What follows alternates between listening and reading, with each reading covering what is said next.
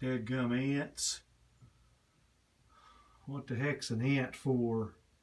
Annoyance to stress the beekeeper. Good evening from Little Creek Bee Ranch. Here's a quickie tip. Tip of the day. See the ants? There was more up here earlier. If you can find a stand of mint, just natural growing mint around the water faucet or creek or whatever, I get a little bucket full, maybe a 2-gallon pail full. And if you'll rub it around where the ants are and throw it down, oh, they hate that. So we'll rub it when they get up on the frames. We'll take the, see that ant? Oh man, they were trailed all the way down the post. We'll smash what we can, but I'm not going to freak out about it.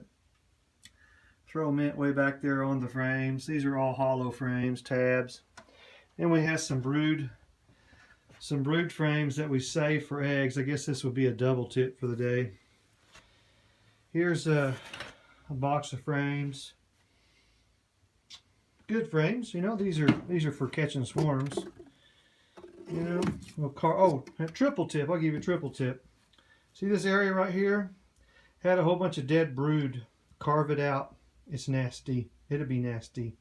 The bees think it's nasty. Carve it out, then wash it with water. Just spray it off. Get that dead brood out of there. I just use my hive tool and carve it out. But we'll put mint up here.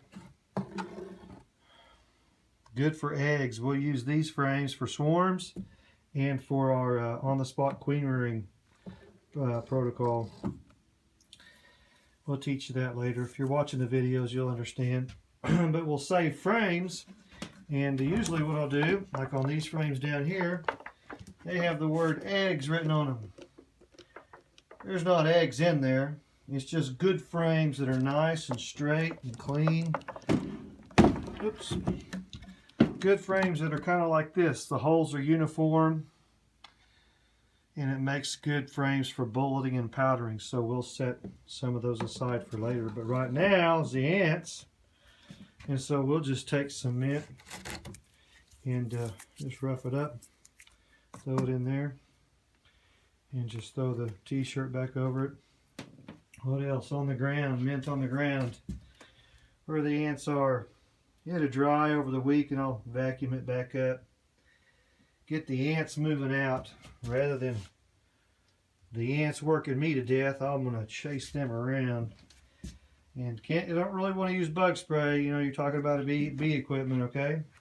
Oh, I'll even give you a fourth tip. Oh man, a hat trick plus one. See this? Cinnamon. Now this bottle's empty, but we keep a bottle of cinnamon in the hut.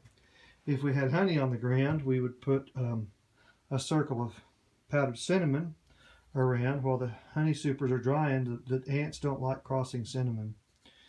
So anything natural and sustainable to keep the ants away. So we keep a bottle of that, a couple of bottles of that handy. All right, so man, there's a 3 for 1 and plus 1 and hat trick and then some. Get some wild mint. Every time the students come out spring and summer, they're going to be picking whole buckets of mint because we're going to need it later. Dead gum ants. Freaking ants. Man. I can knock out beetles and mites, but ants. I'll give you some ants, okay? Have a good day.